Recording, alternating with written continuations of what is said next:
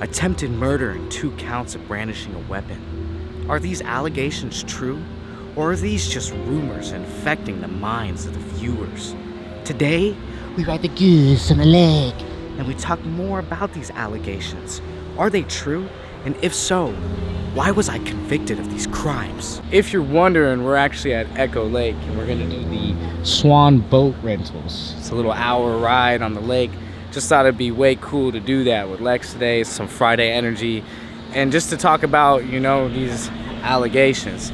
It's pretty sick already. They have like this little breakfast, lunch, dinner spot. You can get some food here, and then they got like an ice cream truck over here. They got what? They got night rides with the lights. Stoner. That's how you know she's a stoner. Lex, look. See these ones? Yeah, they're kissing. Wow. That's what I was gonna say. It's cute. No, wait, look, they make a heart. So I'm just curious, right? Like, we went and made like these giant boat statues of you guys, and we ride on your backs around the lake. How does that make you feel? No comment? No comment? I mean, personally, I find it disrespectful because you guys are very beautiful animals and creatures. But I was just thinking, you know, if you're down with it, I would rather ride you versus the replica. Are you cool with that?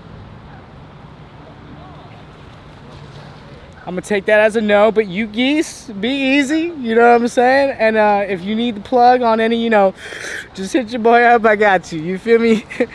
Put some sunscreen on you, bitch. You're on camera taking a bath lakeside. I'm getting a money shot of your geese vagina. Even the lake is busting a nut. Check it out.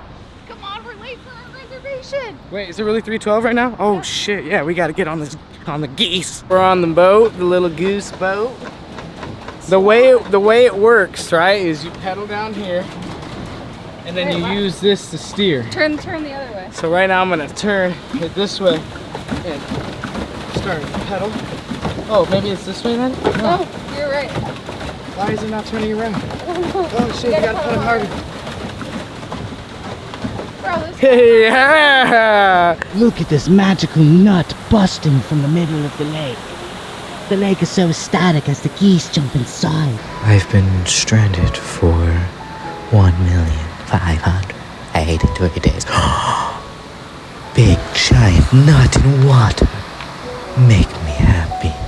I stroke ding when happy. Stroka. Oh yeah, stroka. Ah, I will live my life for the big giant nut in the water. All right, I might have to like throw the camera under my shirt because we are approaching full speed towards the water nut. Here we go.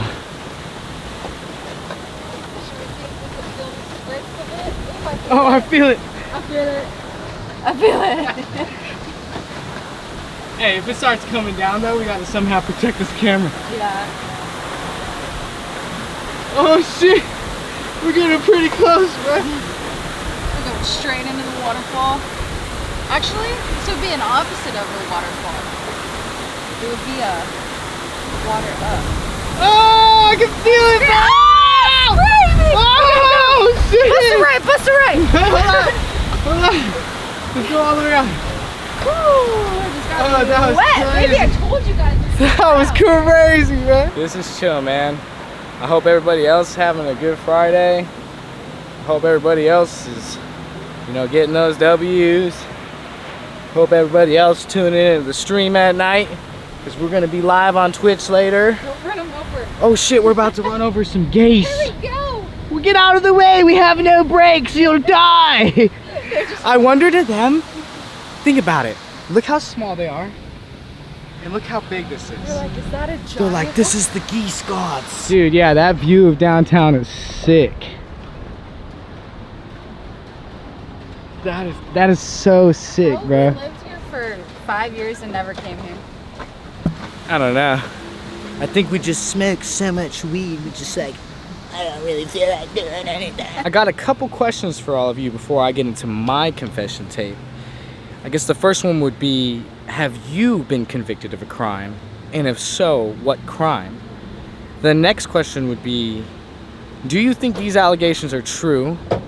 And if so, why do you think I was convicted of these crimes? Drop it in the comments. This is confession tape 1.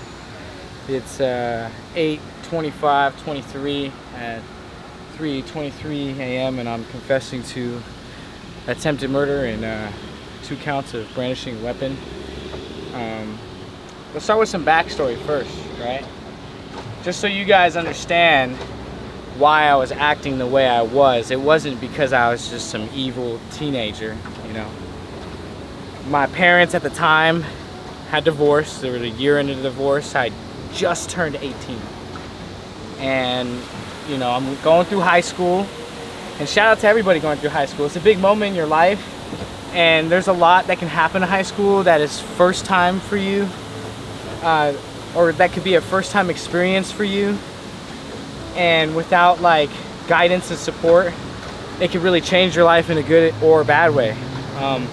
So like surviving high school is a big, you know, accomplishment. Not that it's like hella dangerous, but it is where you really start to develop as a person, you know, and understand who you are and kind of figure out like what direction you want to go in life. At the time, I don't have that guidance, and I got a lot of anger in me that I can't explain. I don't know how to deal with it. My parents are caught up dealing with the divorce, so I'm kind of left to just let the anger out on the people out around me, and I'm not proud of that. I learned, now that I'm older, I've learned better, but it was the same for my brother. And so already we have the reputation as like, oh yeah, don't let those kids come to the party, they always fight, they always cause drama. And again, it's, you know, we're young, got a lot of anger, there's a lot going on in life, there's a lot going on in high school, the pressures of fitting in, and just, you know, bullies, and, you know, not wanting to you know, be the poor kid, stuff like that. You know, that's some of the stuff I went through, right? Like, and we pull up to this party one night. It's in a gated community. Again, we're known as those kids, like, oh shit, right? Pull up in the crib. We're already drunk. At the time, me and my brother, we did a lot of stuff we shouldn't. So we were on a couple things, right? And we go into the backyard where they're having the function. And it's not just a party, it's like a party slash birthday party, because it's also someone's birthday. My brother's doing his normal thing. He's wasted, talking to shit, starting problems. I'm ready for it, you know, this is what we do. Again, not proud of any of this. He ends up starting shit with a football player for whatever school that they went to. The only thing is the whole football team is there. I'm his older brother. I love my little brother. I love my family. I'm like, I gotta stand up for my brother. And I'm like, man, all these football players are 200 pounds, 6 feet tall, and here's me and my little brother, you know, about to go 2 against what, 11 of them. I'm like, this is bad. I'm intoxicated. I look over at the birthday cake. Remember, it's someone's birthday. I run and I grab that birthday cake knife right out the cake, start waving that bitch around. I tell him, you get any closer, I'm gonna hurt you. Again, just protecting my brother, protecting me. I'm telling him, get back. My brother goes in, starts fighting. I start fighting. I did not swing that knife. Until the end, when we walked out, the parents were chasing after me. I kind of swung it like this. I agree, I could have hurt somebody for sure. I didn't. Long story short, they chased us out the house after the whole altercation. My brother's beating the shit out of the kid. Football team's not really doing anything. I'm kind of shocked now. I'm like, oh wait, maybe we didn't need this knife. We run out the house screaming slurs, fuck you, da da da. Get in the homie's whip. He's like, bro, ditch the knife. I'm like, nah, fuck that, get out of here.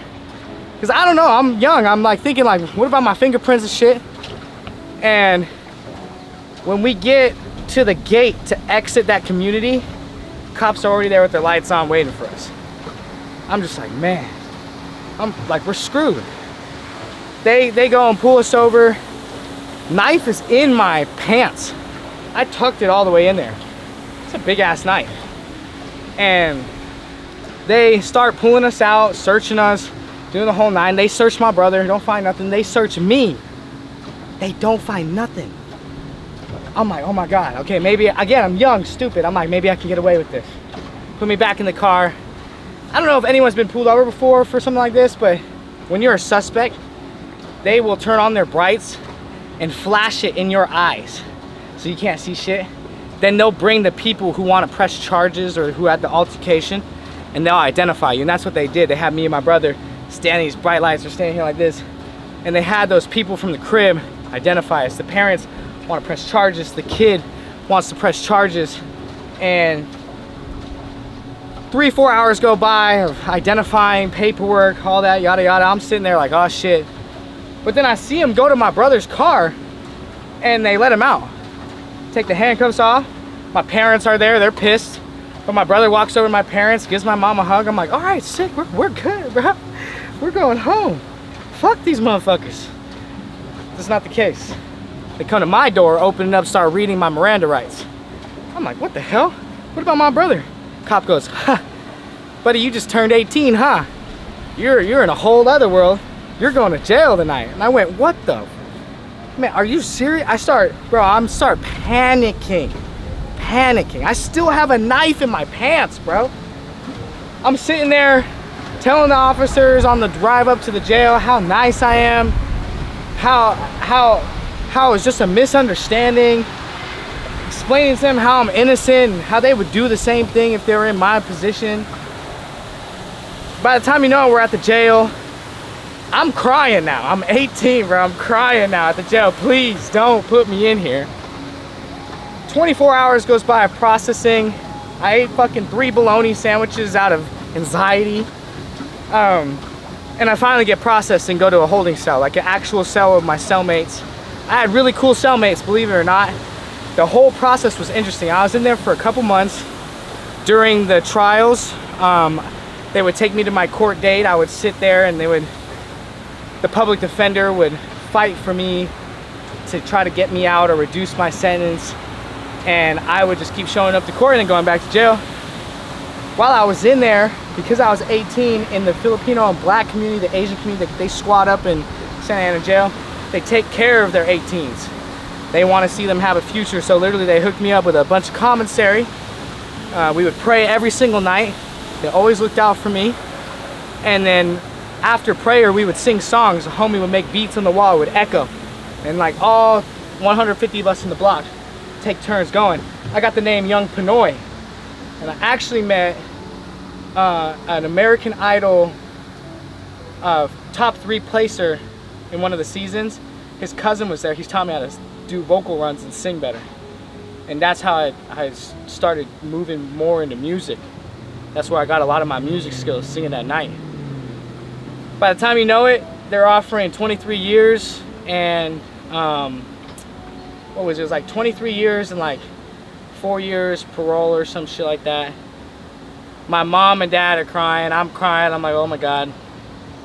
My dad and mom get the city and all my friends and people to write letters. We got like 300 letters saying like, you're a good kid. He's a good kid. Don't do that to him. He needs another chance. And the judge looked at me and he asked me, he said, you want another chance? So I was crying. I was like, I want another chance.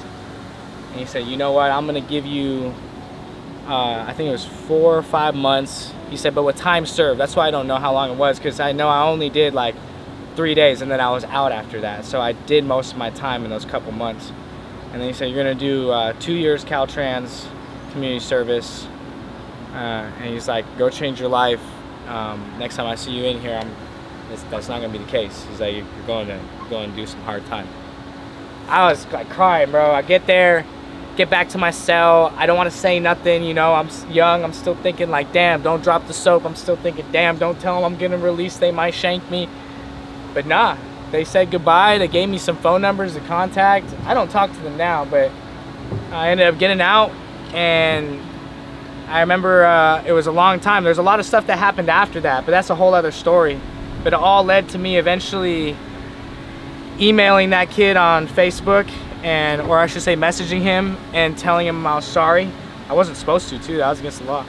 But he accepted my apology, which was super cool. Shout out to you, bro. To this day, I'm still so sorry we did that, and I regret it. And I'm just grateful you accepted my apology.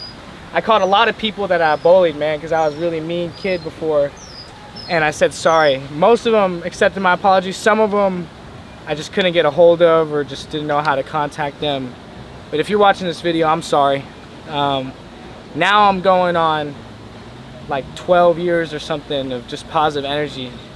I don't torment. I spend my entire life really just making sure that everyone around me and everybody I meet is happy and feels some sort of good energy for me. I spend a lot more time listening to others and just being there for them. And then same with you guys, man. I talk to all of you guys and treat every single one of you equally because I know we're all people and we all need somebody to be there for each other sometimes, you know. So, but yeah, that's the story. So is the allegations true? Yeah. I was charged with attempted murder, 2 counts of brandishing a weapon, and the judge dropped the attempted murder charge to a misdemeanor. Get that. And he gave both of my brandishing charges a misdemeanor, but pretty much just gave me a slap on the wrist. Shout out to that judge. I don't know your name, but you gave me a second chance, and instead of doing 23 years in a prison, I really did change my life, and I really did change my inner soul and my purpose, and you know, I got a really strong connection with God now. So it goes the same for anybody out there, man. If you feel like you can change your life, change your life. Don't give up on yourself, and always know, like, doing the good thing and being a good person, it does matter. Whether you finish first or last, the ultimate outcome is being the good person. Everything I have in my life is a blessing, and I'm just so grateful to be where I'm at. My friends, my family, my girl, my dog, my crib, even right here. So I guess the moral of the day would be, you always have the ability to change for the better if you put your mind to it. So that way you can be just like us and ride the goose on the lake. These days you don't know me better. I change like the